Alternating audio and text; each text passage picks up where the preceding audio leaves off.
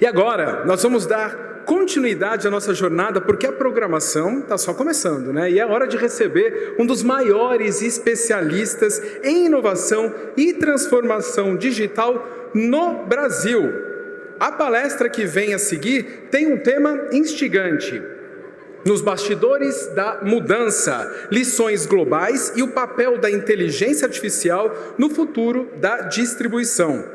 Ele é ex-presidente da SBVC, consultor em varejo e consumo. Eu chamo ao palco o renomado referência em varejo e consumo no país, Eduardo Terra.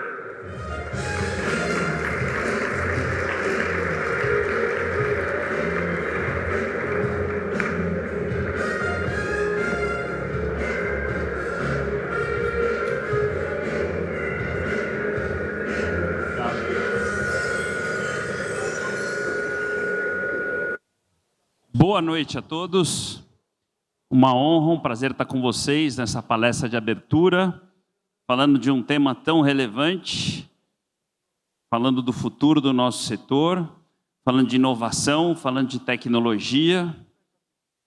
Recém-chegado com o presidente Leonardo da Ásia, da China, estivemos olhando um pouco desse processo de transformação, de evolução da inteligência artificial. E eu vou dividir com vocês nessa 1 hora que a gente tem, com muitos cases, com muitos insights, um pouco da minha visão, que está pautada aqui no título, né, desses bastidores da mudança, daquilo que a gente tem visto no mundo, no nosso setor, que vai inspirar um pouco essa reflexão que acho que todos vocês estão fazendo, de para onde está indo as mudanças, para onde está indo esse nosso setor de distribuição e de atacado. Então, está aqui só para a gente começar, os meus últimos 3 livros publicados, um de transformação digital, que eu vou mencionar um pouco, um framework atualizado para distribuição e atacado, que acho que vai servir de base para vocês. O ano passado publiquei um livro de inteligência artificial, que eu vou fazer menção também, e segunda-feira que vem, estou publicando um livro que foi resultado de uma entrevista com 10 grandes CEOs do Brasil. Então, estão todos convidados, eu vou mencionar depois, segunda-feira, no Shopping Guatemi. O 10+10 são 10 temas que eu, Alberto Serrentino, meu sócio, publicamos.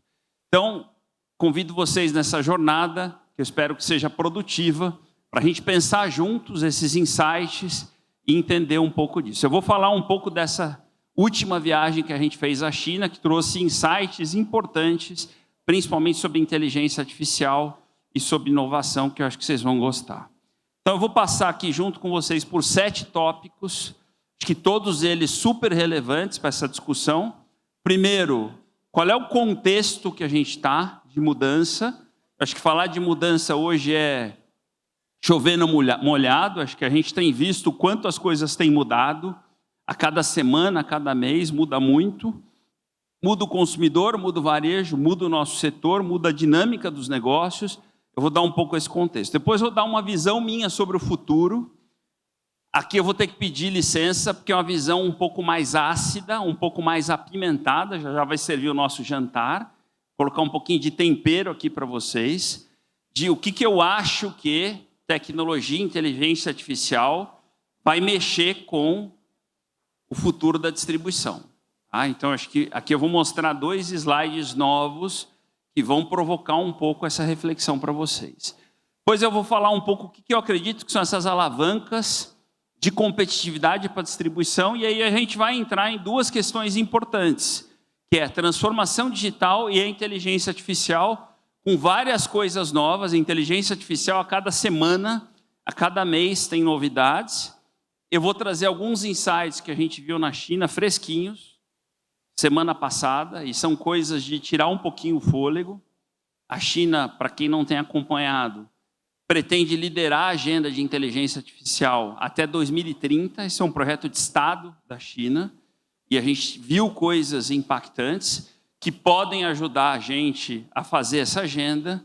E aí eu vou fechar com algo não menos importante, que é como é que a gente faz a combinação dessa agenda de inteligência artificial, tecnologia e inovação com as pessoas. Como é que a gente combina tanta tecnologia, tanta discussão tech com a humanização? Então, nós vamos juntos navegar por esses 7 temas, de novo, com vários cases, com várias ideias, para que vocês possam sair dessa noite cheio de insights. Então, indo para o primeiro ponto, qual é o contexto que a gente vê hoje desse nosso setor, quando a gente fala de mudanças, transformações? Porque esse slide mostra um pouco aonde estamos, né? Se a gente colocasse todas essas palavras num liquidificador, num mixer, a gente poderia explicar ou tentar explicar um pouco o que está acontecendo, ou o que aconteceu nos últimos 5 anos, o que está acontecendo hoje. A gente tem a questão tech, né? Então, plataformas, ecossistemas, a gente vai falar um pouquinho disso. Então, vocês concordam que se a gente voltasse 5, 10 anos no tempo, o fenômeno das plataformas B2B, o fenômeno dos marketplaces, não era um ponto no nosso segmento da distribuição e do atacado. Hoje são pontos protagonistas relevantes. A gente tem a questão da digitalização, da inteligência artificial, dos apps. Ao mesmo tempo, a gente tem desafios logísticos. A gente tem a questão do que a gente chama de policrises, crises globais, crises, enfim, está aí Irã, Israel, né, as guerras, enfim. Então, o conjunto disso tudo aqui é o que temos, algumas globais, algumas de Brasil, e que fazem com que esse setor mude numa velocidade importante. Alguns números que ilustram isso aqui, eu não vou... Daria para a gente ter uma palestra só sobre o contexto, e não é ideia, o contexto é só o pano de fundo da solução, mas alguns números que ilustram um pouquinho o contexto. Quando a gente fala de tecnologia, a questão do smartphone, que é um dos itens, o dado mais recente que a gente tem de Brasil fala que nós, brasileiros, ficamos mais em telas do que dormimos. Então, hoje são 9 horas e 13 minutos por dia em telas. Então, é óbvio que quando a gente fala do nosso vendedor, do nosso representante, do nosso cliente, o protagonismo de um WhatsApp, de uma tela, de um celular, na jornada ou no processo do atacado da distribuição é brutal. Esse é o primeiro ponto. Quando eu olho o WhatsApp, é a mesma coisa. 99% do WhatsApp, dos celulares brasileiros, tem o WhatsApp instalado e 95% das pessoas usam isso todo dia. Aliás, quando eu mostro esse slide, as pessoas perguntam o que 5% das pessoas fazem todo dia, sem acessar o WhatsApp, porque ele é muito protagonista para o nosso dia a dia. E dos 300 maiores varejistas brasileiros, quase metade já tem isso como canal de vendas. Então, quando a gente vê smartphone, WhatsApp, a gente vê o quanto isso tudo mudou. Um outro aspecto que mudou muito, ainda para a gente fechar contexto, é algo, e aí eu vou dar um número que acho que vocês vão se impressionar, que a gente chama de jornada de compra. Existe a jornada de compra do consumidor, existe a jornada de compra do varejista. Essa jornada é feita de vários pontos de contato, né? Então, essa jornada, por exemplo, no varejo, ela passa por várias etapas, que vai desde o varejista engajar, procurar, o consumidor se engajar, procurar, comprar, até ele avaliar o processo. Essa jornada depois do varejista é a mesma coisa, enfim. Para vocês terem uma ideia, essa jornada ela foi ficando tão complexa, pensem vocês como consumidores, que hoje a gente fala que essa jornada chega a ter até 500 pontos de contato entre a gente pensar em comprar alguma coisa, por exemplo, uma água, por exemplo, uma garrafa de vinho, por exemplo, uma televisão, entre eu pensar em comprar algo até eu estar lá no pós-venda, eu chego a ter 500 pontos de contato numa chamada jornada de compra. Então, a moral da história aqui, para a gente fechar o nosso primeiro tópico, é o contexto em que as empresas de vocês têm inserido é um contexto de muita mudança, muita transformação, o que nos leva no segundo, começam a ter as respostas. O que a gente pode esperar para o futuro? E aí eu vou mostrar 2 slides, que é a parte que eu falei mais ácida, da pimenta. Desde que a gente saiba equilibrar a comida, está tudo bem. O que a gente imagina que deve acontecer? Estamos em 2025.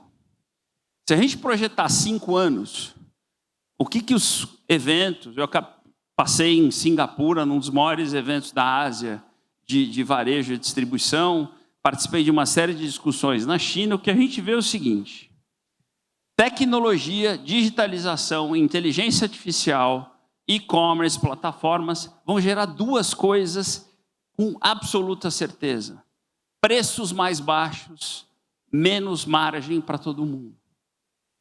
Isso é um fato.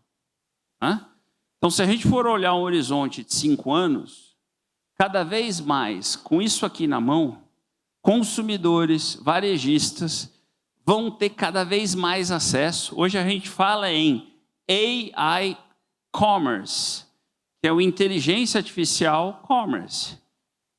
É só imaginar que cada vez mais, com chat GPTs ou coisas do gênero, eu vou pesquisar preços, acessar preços, procurar coisas com muita facilidade, e eu vou reduzir aquilo que a gente chama em economia de assimetria de preços cada vez mais.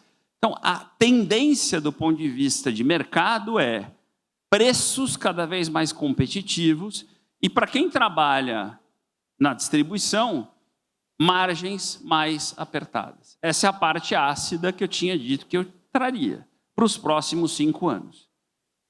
O que nos sobra, o que nos resta, portanto, para uma agenda competitiva para o futuro da distribuição? Se isso aqui está dado como um problema, como uma ameaça. Só para quem ainda tem dúvida se isso aqui é um fato, para quem não lembra, Jeff Bezos, fundador da Amazon, tinha uma frase célebre, que sempre foi dita como uma frase ácida do Jeff Bezos, que ele olhava para um segmento, isso começou com livraria, Júlio lembra disso, começava com livraria, ele olhava para um segmento e falava assim: a sua margem é a minha oportunidade. A sua margem é a minha oportunidade. Por que ele falava isso? Ele dizia o seguinte: eu, com a minha tecnologia, com a minha eficiência, com a minha força, com o meu poder, consigo operar no seu segmento com margens menores. Essa é a mensagem que eu quero passar para vocês. A inteligência artificial, a digitalização, a transformação digital trará plataformas, marketplaces, que vão conseguir operar de forma mais forte. Calma que tem a solução. Não vou deixar ninguém sem fome aqui. O que eu proponho que a gente faça como agenda estratégica, se isso é um fato? Solução e oportunidade é que a gente olhe para os próximos 5 anos de forma absolutamente estratégica, trabalhando muito forte um menor custo de servir, um menor custo de retaguarda de um primeiro momento. Então, olhem para os custos internos de vocês. Custos de logística, custos de retaguarda, custos de venda. Esses custos têm que cair. Como, Eduardo? Inteligência artificial, tecnologia, transformação digital. É aí que a tecnologia vai ajudar vocês. É espelhar aquilo que plataformas estão fazendo dentro de negócios que hoje conseguem abraçar isso. Então, redução de custos, produtividade, eficiência, usando transformação digital, tecnologia, inovação e inteligência artificial. Então, o que a gente imagina, a gente já está vendo isso em casos reais, é que usando de forma inteligente você vai ter menores custos de frete, menores custos de armazenagem, menores custos em retaguarda, em tudo. No jurídico, no RH, em tudo. Em marketing. E eu vou mostrar um pouquinho disso. Uma busca por outras receitas que o negócio pode trazer. E aqui eu estou trazendo 2 exemplos, que a distribuição e atacado pode buscar, que são serviços financeiros, que é aquilo que a gente chama de embedded finance, que é a fintechização do negócio, com pagamentos, crédito, etc. E naquilo que a gente chama de ads, que é você conseguir monetizar muito da sua agenda, né, com mídias e etc. Então, são duas agendas muito estratégicas, uma tornando o negócio mais eficiente com tecnologia, a outra monetizando o seu negócio com receitas adicionais. Então, para a gente fechar o segundo tópico, problema ameaça. O mundo nos trará desafios de margem. Isso é dado. Solução. A inteligência artificial que vai nos reduzir a margem é a mesma que pode reduzir nossos custos, melhorar nossa eficiência e pode também, junto com isso, trazer oportunidades da gente fazer outras coisas. Entendida a mensagem? Ok. Então, indo para o nosso terceiro item, o que a gente entende com isso? São as alavancas que vocês podem colocar na agenda de competitividade para distribuição. Eu elegi aqui 6 tópicos, tá? Que eu entendo que, se eu fosse trabalhar a agenda estratégica de uma empresa de distribuição ou de atacado, para mim são as que vão fazer a diferença. Uma alavanca muito forte de produtividade logística, produtividade comercial. O que é produtividade comercial? É fazer o meu time de vendas, seja ele terceirizado próprio, eu não estou falando só do representante ou vendedor, tudo que envolve ele, fazer muito mais custando menos. Isso a gente tem visto com muita tecnologia. Eu tenho visto cases no Brasil e no mundo que com agentes de IA... Eduardo, o que são agentes de IA? São conversas que acontecem no WhatsApp, são conversas que acontecem de forma inteligente, que convencem as pessoas a comprar, ponto. Tá? Tenho visto isso acontecer e substituindo ou reduzindo time e forças de vendas. Produtividade comercial, produtividade logística, muita redução de custo de retaguarda, gente. A inteligência artificial está reduzindo custos de time de marketing, eu vou mostrar exemplos para vocês, times jurídicos, times administrativos, enfim. Vou fazer uma reflexão aqui, que é importante. Eu conversando com um CEO recentemente, ele estava dizendo o seguinte, ele dando uma entrevista para um jornalista, o jornalista falou para ele o seguinte, a inteligência artificial na tua empresa vai reduzir 30% das pessoas que você emprega em 5 anos? Essa foi a pergunta que o jornalista fez para esse CEO. Falou que com a agenda de inteligência artificial, ele reduziria 30% do quadro.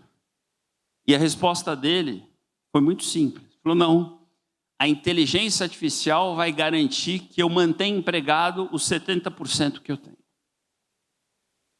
Diferente. A inteligência artificial e a transformação digital vai garantir que eu me mantenha competitivo e, portanto, no mercado, em condições de competir com outras empresas e, portanto, que eu continue empregando 70% das pessoas que eu tenho hoje.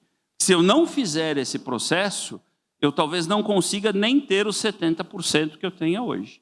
Então, eu eventualmente vá ter redução, né? E essas pessoas, a gente tem visto isso no mundo, a economia circular, né? Então as pessoas vão estar em outras atividades, mas naquela empresa, eventualmente, isso vai acontecer.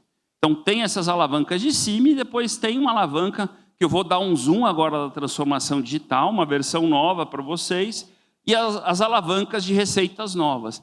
Não subestimem essas aqui. A gente tem visto agendas muito fortes em geração de receitas, isso aqui tem que saber fazer, né? Em como é que eu monetizo um negócio de distribuição e de atacado com o que a gente chama de novo de finanças embarcadas, né? Precisa fazer com cuidado, porque isso aqui, a fintechização do negócio, precisa ser bem feita, com parceiros corretos, mas pode significar 1, 2, 3, 4, 5 pontos de resultado na última linha, se bem feito. E os ads? Os ads é uma agenda recente, é uma agenda nova no varejo, na distribuição, no atacado, mas que tem monetizado bases importantes de clientes e de outras coisas mais.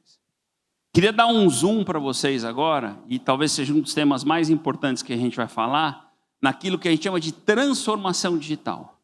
Todo mundo concorda que chegar nesses 5 anos que eu estou falando, nós estamos em 2025, chegar em 2030, analogicamente é impossível. Então, o que quer dizer analogicamente? Todo mundo, ou a maioria, nasceu pessoas, processos e produtos, né, ativos, e hoje a gente tem que ser mais tech um pouco. Então, o que é a transformação digital de um negócio de distribuição? Então, esse é o modelo que eu criei no meu livro de 2023, e agora eu fiz uma atualização para distribuição e atacado, eu tenho uma versão de varejo. São 8 elementos que eu entendo que uma empresa precisa passar. Essa é uma discussão que a gente tem muito nos conselhos de administração que eu participo, e que é essencial. Nós vamos falar agora 3, 4 minutinhos dele. Tá? Transformação digital não é uma agenda só de tecnologia, não é. Ela começa com cultura, mindset, mudança de cabeça. Não existe transformação digital de um negócio sem a gente mudar um pouco o jeito de pensar ele. Não existe. Sabe qual é uma pergunta errada que a gente escuta por aí? A gente vê cases de inteligência artificial e muitas vezes quem escuta fala assim, muito bacana isso. Aonde eu contrato custa quanto e leva quanto tempo para fazer? Essa pergunta está errada na essência. Porque não é assim, quanto custa, aonde eu contrato, quanto leva para fazer. Ou você embarca nessas coisas, corpo e alma, se entrega, se apaixona, se envolve. Quem? O dono, o CEO. É indelegável a transformação digital. Essa é a agenda do dono, da empresa, do conselho, do acionista. Não delegue isso, senão não vai funcionar. Então, repensar a cultura. Depois, repensar a estrutura. O que é repensar a estrutura? Você tem que rever incentivos, metas, remuneração. Muitas vezes as pessoas estão correndo atrás das coisas erradas. A empresa está cheia de silos. Isso também é transformação digital. Depois você tem que repensar, que é muitas vezes onde eu vejo o problema, a arquitetura de tecnologia do negócio, que é cheia de coisas antigas, de legados, nada conversa com nada, nada integra com nada, é tudo um monte de fiozinho amarrado. As empresas digitais, aquelas que nasceram digitais, tudo facinho de conversar. Então eu não vou explicar todos, mas reparem que é um monte de etapas que termina num negócio mais digital, mais fluido. Passa por repensar o papel do vendedor, do representante, passa por a gente trabalhar com startups, passa por a gente se comunicar com o cliente de um jeito diferente e por aí vai. Então a transformação digital, eu costumo dizer o seguinte, é uma agenda obrigatória e a gente tem 2 opções em relação a ela. Se apavorar e dizer que não dá, que eu não vou conseguir, ou se apaixonar. Eu sugiro que vocês se apaixonem. Se apaixonar, leia-se, é comigo, eu vou fazer, eu vou me envolver, mesmo que isso signifique que eu serei um imigrante digital. Né? Muitos dos que estão aqui não nasceram digitais, eu inclusive. Então seremos imigrantes digitais para o mundo que está cada vez mais digital. Acho que essa é uma mensagem importante daquilo que a gente chama de transformação digital. Para a gente falar de cultura, quando a gente fala de cultura digital, esse ano eu fiz um trabalho com o meu time de mergulhar em várias empresas que têm cultura digital e a gente traduziu cultura digital em 7 coisas, que é um bom exercício agora de vocês olharem no espelho. Se vocês tiverem dúvidas se a sua empresa tem uma cultura que a gente chama de digital, pensa se ela tem esses 7 comportamentos. Sua empresa ela é ágil, ou seja, ela funciona na velocidade. Segundo, ela usa dados na tomada de decisão ou ela é uma empresa que decide pelo palpite? Ela é o que a gente chama de data-driven. Terceiro, ela olha para cliente como base de decisão no centro? Ou ela é voltada para produto, para região? Ela coloca no o que a gente chama de customer centricity. Quarto, é uma empresa de colaboração, que é aquele tema que eu falei da estrutura, ou é uma empresa combativa? Quinto, como é que é a tese do erro? Ele é punido ou ele é incentivado? Como é que é a tese da aprendizagem? Como é que se incentiva as pessoas a estudarem? E, finalmente, como é que é a adaptabilidade digital? Como é que as pessoas estudam e aprendem tecnologia? Quanto mais você olhar para isso aqui e falar assim, não sou eu, não é minha empresa, mais você precisa remar para o mundo digital. Quanto mais você olhar para cá e falar assim, já sou isso, mais você vai estar aderente à cultura digital. Então, quando a gente fala de cultura digital, uma coisa que parece abstrata, o que a gente tentou fazer foi traduzir cultura digital em 7 coisas mais práticas para a gente entender. Bom, chegou a hora da gente chegar nos temas mais quentes. Deixei para o final, né, para a gente começar, que é a tal da inteligência artificial, né, que foi o tema do meu livro do ano passado, tema dessa minha viagem agora para a China. É um tema que muda toda hora, a gente tem que ficar ligado. A sensação que eu tenho é que se a gente tirar um mês de férias, a gente fica desatualizado. Tá?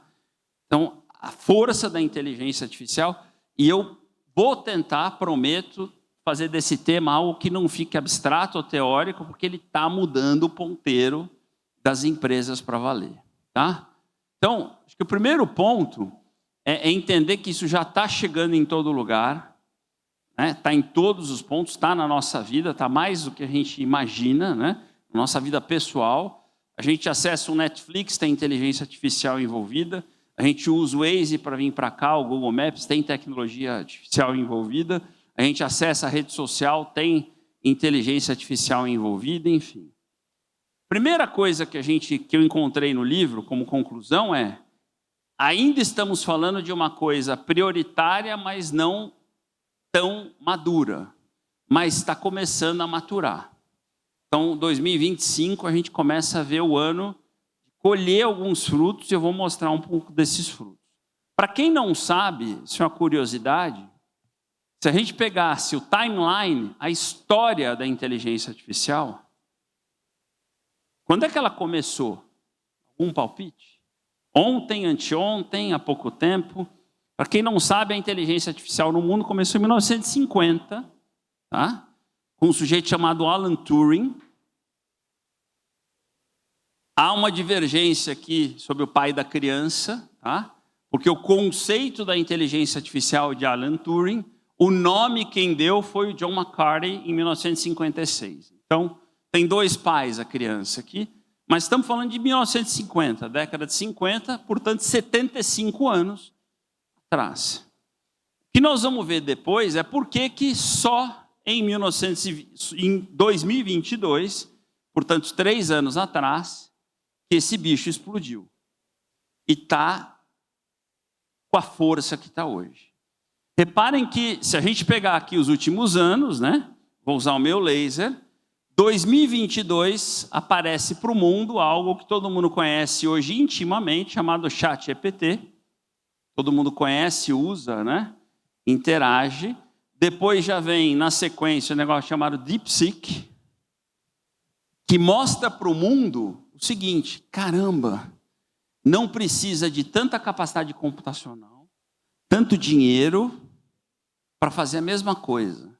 Então, ele é um divisor de águas, né? E eu fiquei impressionado na China, não tinha ido para a China ainda, ouvi os chineses falarem de DeepSeek. DeepSeek é orgulho nacional na China. Que o DeepSeek mostrou a China para o mundo. A China já tinha um monte de coisa bacana, mas ninguém via, né? E o DeepSeek é chinês, para quem não sabe, né? E em 2024 vieram os tais agentes de IA, que a gente vai falar um pouquinho deles. Então reparem quanta coisa foi acontecendo aqui. Aliás, tem em 2014 a Alexa aqui. Eu recentemente coloquei um monte de Alexa na minha casa, né? Fazer uma obra em casa, e eu esqueci como a Alexa, com todo respeito a ela, não é tão inteligente mais assim. Porque a gente hoje vai conversar com a Alexa, a gente acha que está falando com o ChatGPT. Só que ela não é o ChatGPT. Então você faz algumas perguntas um pouquinho mais sofisticadas, ela não responde, não entende. A boa notícia, como eu gosto, acompanho, é que em novembro a Amazon está lançando a Alexa IA. Aí vai ficar um pouquinho melhor. Aí a pergunta que todo mundo me faz é, Eduardo, mas tá bom, tá terminando ali em 2024, né? O que a gente pode esperar para esses 5 anos que você fala tanto sobre a inteligência artificial? Sabe por que é difícil? Porque eu adoro estudar, amo estudar, tenho estudado muito sobre inteligência artificial, e eu gosto muito de um modelo que eu não sei se vocês conhecem, que é esse aqui. O problema da gente estudar e estudar sobre IA é o seguinte: quando a gente ama estudar, existem coisas que a gente sabe, existem coisas que a gente sabe que não sabe. O problema do tamanho maior aqui da inteligência artificial são as coisas que a gente não sabe que não sabe. E esse, para mim, é o mundo da inteligência artificial. Então, tem as coisas sobre digitalização, inteligência artificial que a gente sabe. Tem as coisas que a gente ainda não sabe. Por exemplo, eu não sei quando a computação quântica vai se tornar funcional e comercial. Vou falar disso já já. Isso eu sei que eu não sei. Mas eu tenho um monte de coisa aqui nesse plano que eu não tenho a menor ideia, que eu não sei ainda e que talvez vá aparecer. O que eu quero dizer para vocês, gente, esses fenômenos que estão aparecendo de IA, a gente nem sabia, não estava nem no nosso radar que ia chegar. Eu vou mostrar alguns deles aqui. Mas a outra pergunta que muita gente me faz é, voltando para o timeline, é por que só em 2022? Se esse bicho nasceu em 1950.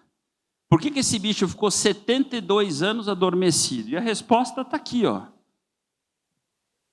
Porque 4 fatores se alinharam e, ao mesmo tempo, explodiram. A gente passou a ter, no mundo, uma combinação de 4 coisas muito importantes e que continuam andando.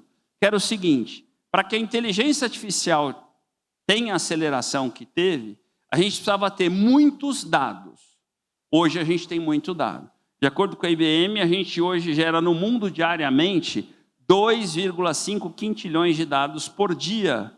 Para quem não sabe o que são quintilhões, são 18 zeros. Qual é a matéria-prima da inteligência artificial? Dados.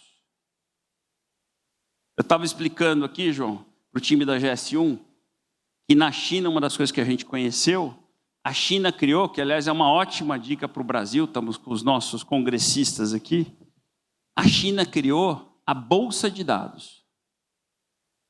Os Estados Unidos não tem ainda, o único país que criou isso é a China, que é uma instituição meio governamental, meia privada, onde os dados são organizados e depois monetizados e acessados.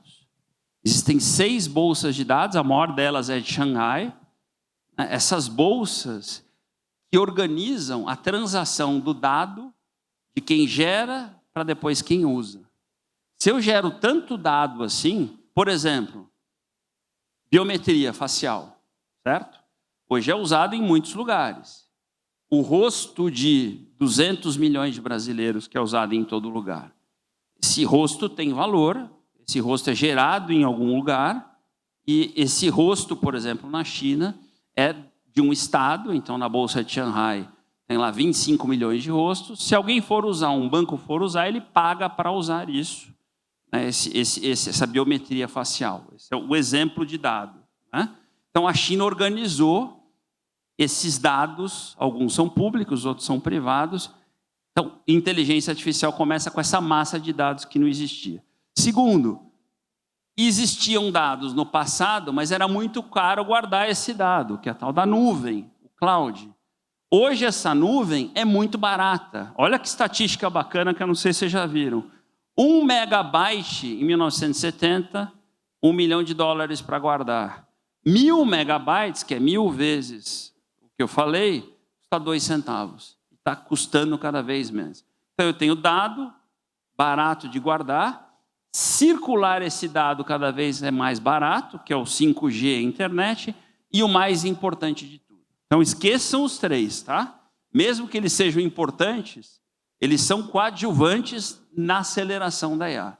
O que acelerou a IA, de fato, é o que a gente chama de capacidade computacional, que é a discussão dos chips, dos processadores, que é onde entra Taiwan, TSMC, NVIDIA. E uma das coisas que a gente escutou na China é: ainda não chegamos lá. É aí que os Estados Unidos ainda faz muita diferença. Eles têm ainda o poder dos supercomputadores. Para vocês entenderem, aqui tem uma escala. Há 2 anos nós não tínhamos capacidade computacional de fazer quase tudo o que a gente está vendo, tipo uma pesquisa no ChatGPT. Era muito caro, consumia muita energia, a gente não tinha essa inteligência. E isso está aumentando numa velocidade que eu fico até arrepiado de pensar o que será 5 anos depois. Com vídeo, né, uma estatística que eu vi recentemente, 80% do que a gente consome hoje de banda no Brasil, eu vou repetir, 80% do que a gente consome de banda no Brasil é vídeo. Vídeo. São os filmes que a gente assiste, os TikToks, né? 80% da banda de dados do Brasil hoje é consumo de vídeo. Pra ter uma ideia, é o que a gente já mudou em termos de dados. Então, essas 4 coisas, vocês vão lembrar aqui essas 4 coisas, em 2020, não permitiam coisas como o ChatGPT e outras que eu vou mostrar aqui. Hoje, isso aqui avançou e permitiu. Lembra da computação quântica? Isso aqui é uma matéria do Estadão de ontem. Ontem. Então, palestra tem que ser um negócio atualizado, certo? A IBM afirmou ontem ter encontrado o caminho para a computação quântica funcional. O que é computação quântica?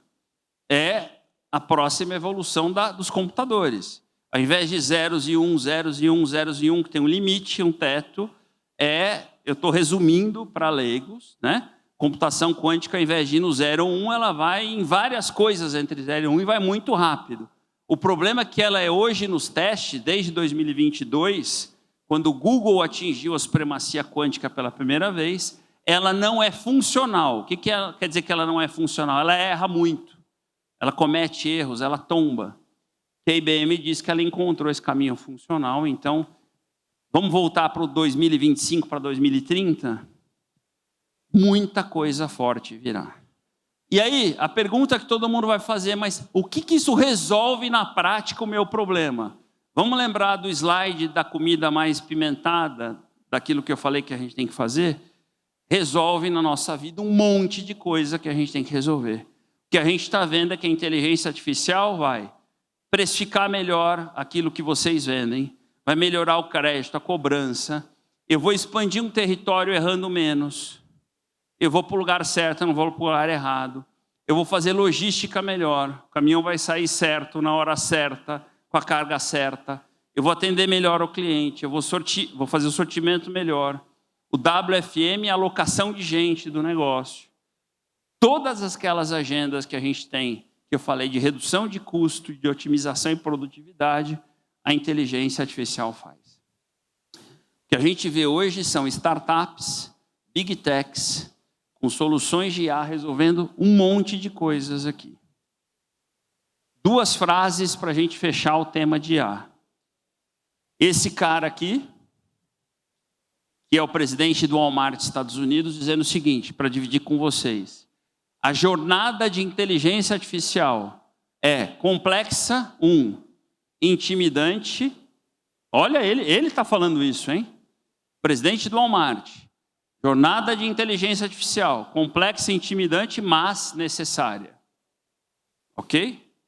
E essa é considerada talvez uma das maiores palestrantes do mundo de inteligência artificial, que fez no XSW desse ano, que é um dos grandes eventos de inovação, a melhor palestra, de acordo com muita gente. Quem quiser assistir a palestra dela, ela está na íntegra no YouTube, naquele QR Code que está ali, que é Amy Webb. E ela faz um puxãozinho de orelha, né? Uma provocação. Para muitos executivos, inteligência artificial é palavra da moda, que dá para deixar para depois. Isso tem que mudar já. Não dá para deixar para depois. Senão vai ficar tarde e aí não dá mais para fazer a lição de casa. Ok? Para a gente fechar a IA, eu queria deixar para vocês uma dica de livros, algumas dicas. Aquele último é o meu. Para quem quer entender um pouquinho mais de ChatGPT, um livro de um grande amigo aqui brasileiro, A Arte de ChatGPTar. Para quem quer entender de contexto político, geopolítico, microchips, Taiwan, China, Estados Unidos, leitura obrigatória é esse livro chamado A Guerra dos Chips, espetacular, de um jornalista chamado Chris Miller, tem que ler. E para quem quer ir no capítulo mais avançado, eu vou deixar esses dois, que é o do Ray Kurzweil, que é um grande guru da inteligência artificial, e o AI Snake Oil. Bom, com isso a gente fecha o capítulo de AI, e agora eu vou para o avançado, que nós vamos falar um pouquinho de China, e aí nós vamos para as profundezas de onde está a tecnologia e a inovação.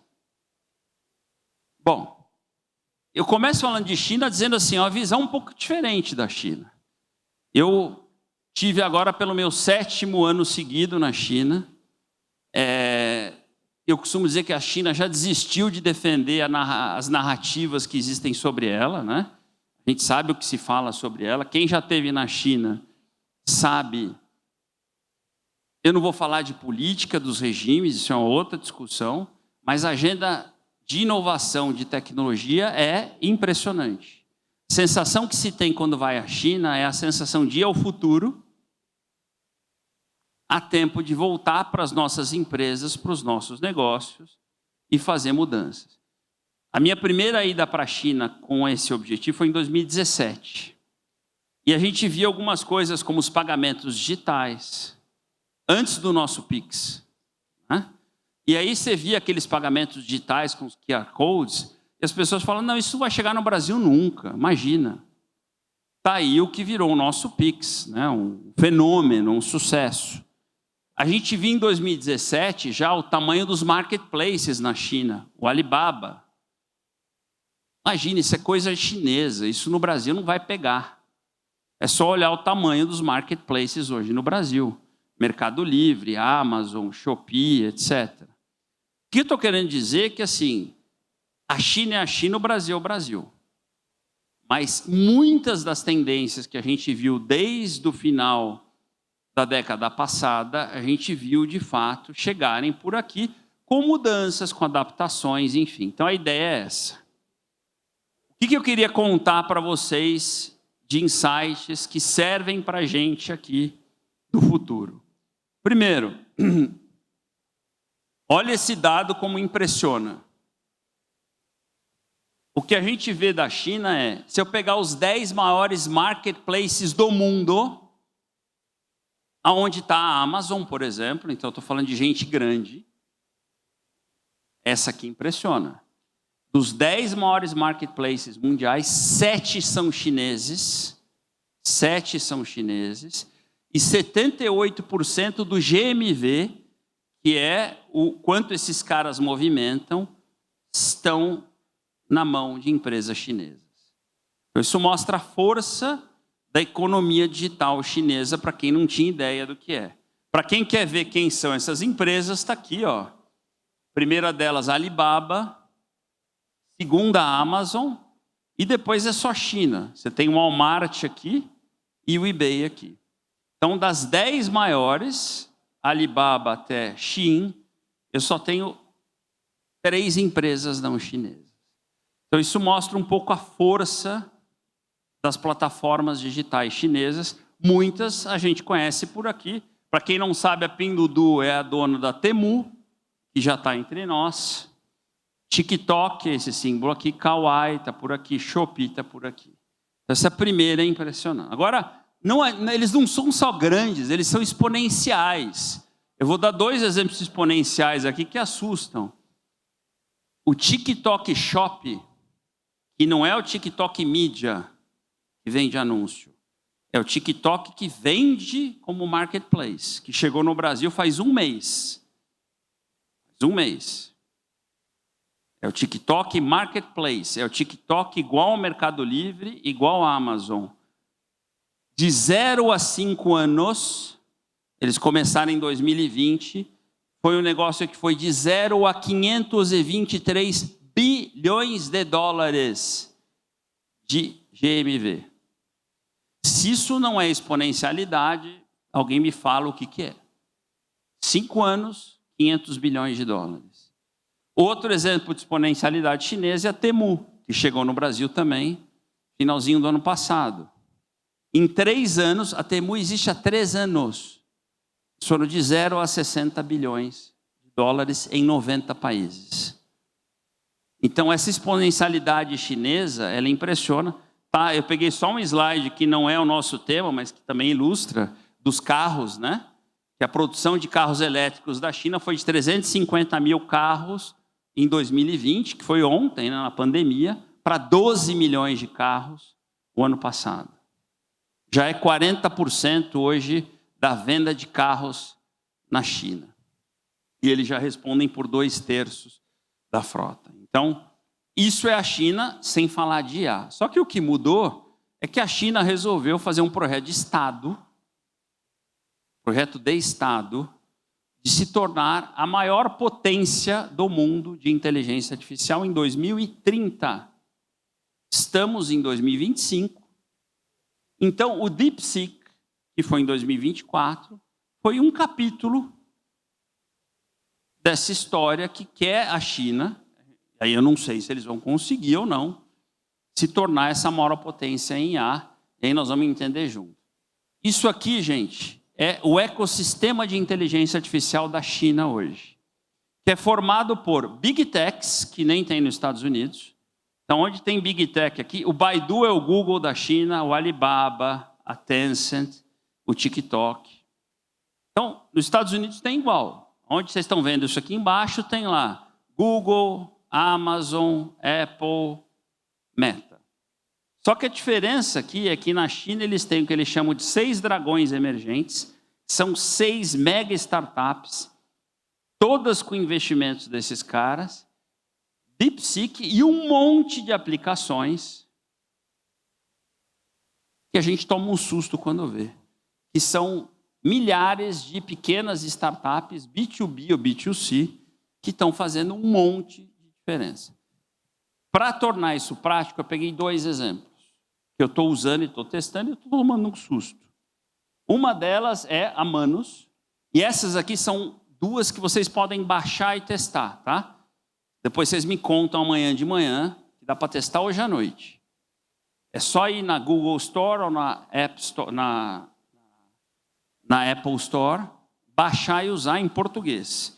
Manus é a versão atualizada do LLM, que é o Large Language Models, ou, portanto, é a versão do ChatGPT ou do Gemini. Foi lançada em março, mais moderno, mais ágil. Se você baixar, eles te dão um crédito gratuito, então dá para começar a usar sem pagar. Eu estou achando sensacional. Tá? Então, isso aqui, a versão chinesa é além do DeepSeek. Então, isso aqui é o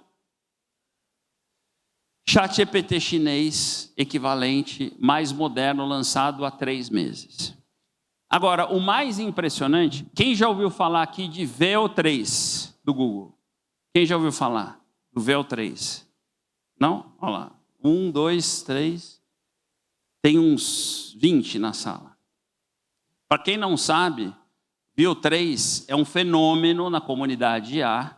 É a solução que está dentro do Gemini do Google.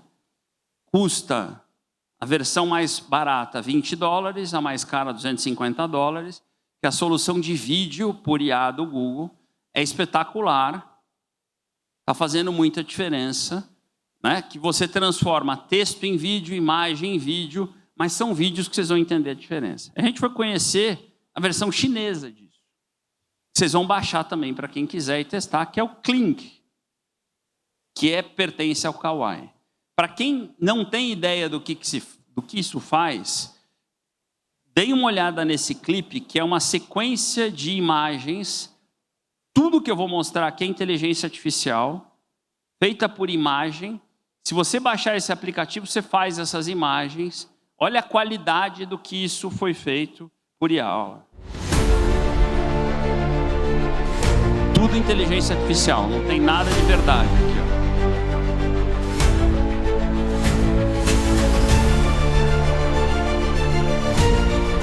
Isso é um aplicativo chinês.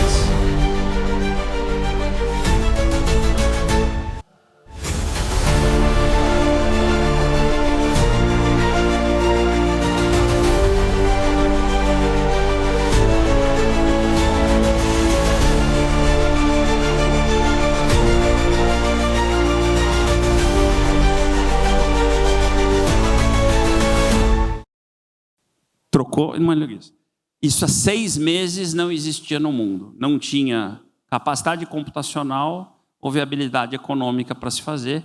Seu Kling AI, que é o concorrente da solução do Google, $10 por mês, você transforma textos em vídeos, imagens, fotos em vídeos, de 10 segundos, juntos 10 segundos, faz um filme sobre o que você quiser, sem ninguém, a custos muito baixos. O que a China tem feito são isso, coisas incríveis, equivalentes, muito baratas, e uma das formas é isso aqui, com educação. Então a China tornou obrigatória educação em inteligência artificial nas escolas para crianças a partir de 6 anos. É uma das coisas que a gente viu. Outra coisa que a gente viu lá, que vai mudar muito as nossas agendas, lembra dos custos que a gente vai ter que baixar? Uma das formas da gente baixar custo em logística, muita gente da indústria aqui também, é com robótica. 2025 as empresas chinesas já vão produzir 10 mil humanoides. Para quem não sabe o que são humanoides, são os robôs, né, mais parecidos com a gente. E já é uma indústria de mais de $1 bilhão, com 40 parques industriais. Eu vou mostrar para vocês um clipe de aonde estão e como estão os robôs chineses. Com certeza vocês já viram alguns exemplos dos robôs americanos, da Boston Dynamics, da Tesla, né? E quando eu me atualizei agora de onde está a robótica chinesa com IA, confesso que eu tomei um susto, vocês vão ver junto comigo, também vão se atualizar, né? Lembrando que esses robôs são inteligentes, então é um robô com IA, e deem uma olhadinha o que eles têm feito aqui.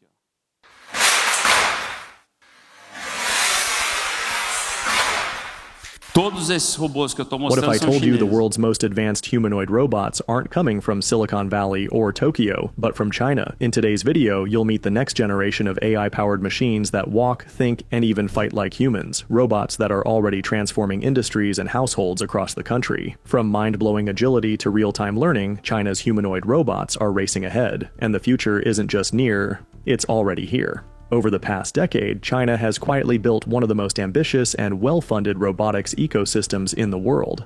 While countries like the US and Japan were busy perfecting robot dogs or lab prototypes, China went full throttle on something bigger, full-sized humanoid robots powered by advanced AI, backed by billions in government investment and massive support from tech giants like Xpeng, UBTech, and Unitree. A destreza, né? A mobilidade que esses robôs ganharam. E a ideia é imaginar a utilização que isso vai ter em logística, em indústrias. 2, 3 anos a gente não via nem de perto essa robótica fazendo o que a gente está vendo aqui.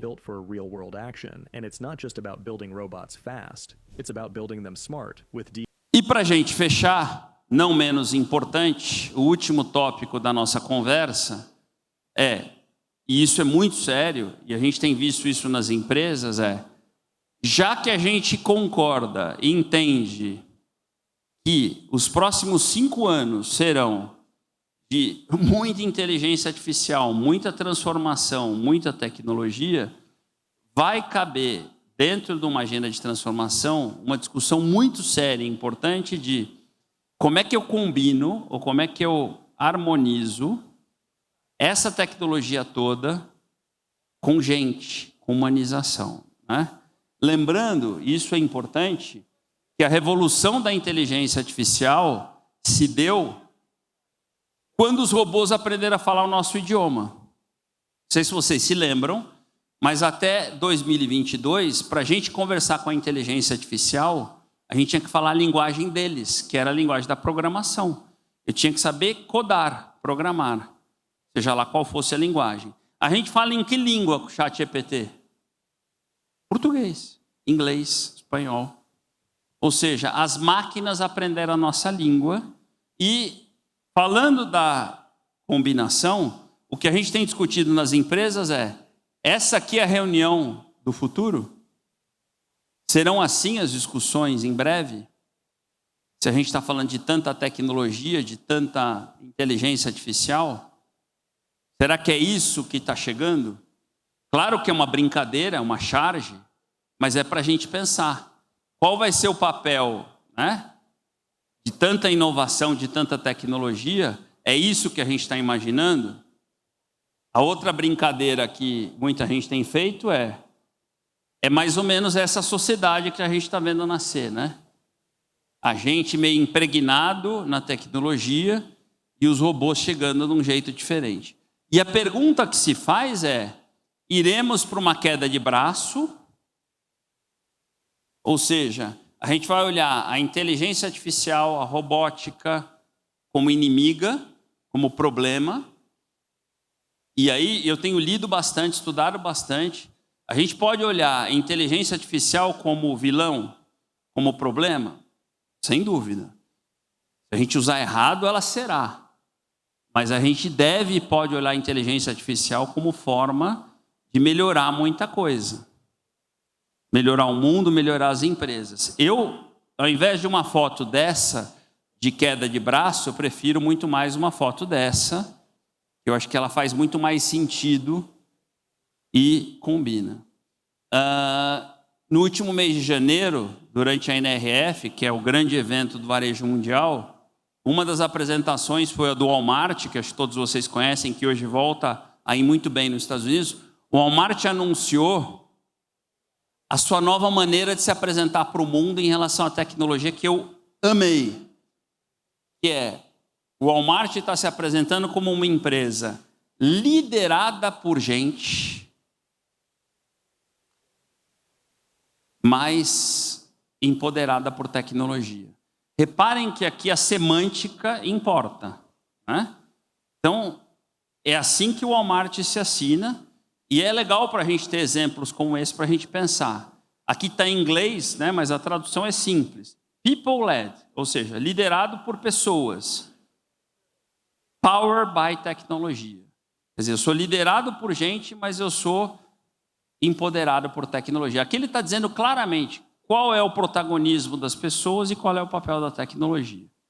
Onde está o espaço das pessoas, onde está o espaço da tecnologia, já que cada vez mais somos empresas tecnológicas. Tá?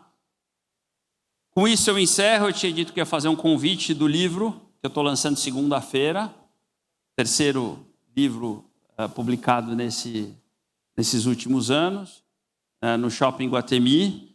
E queria de novo agradecer Leonardo, Oscar, o convite e essa honra de abrir essa noite super especial. E eu tinha feito para vocês, no início, um contexto de trazer aqui insights, provocações para a gente juntos pensarmos o que seria o futuro, o que seria um pouco desse caminho do futuro da distribuição do atacado. Espero ter cumprido com a missão da gente, nessa noite especial, ter pensado um pouco o papel da inteligência artificial, o papel da tecnologia, para onde nos próximos 5 anos estaremos indo. E acho que nos próximos anos a ideia é que a gente possa caminhar juntos, caminhar fortes e sempre atentos, né? E acho que esse é o papel da ABAD, trazendo o que tem de melhor, seja lá de onde isso está vindo do mundo, para que a gente possa manter as empresas sempre competitivas. Então, muito obrigado a todos. Nos vemos aí durante a convenção. Eduardo Terra.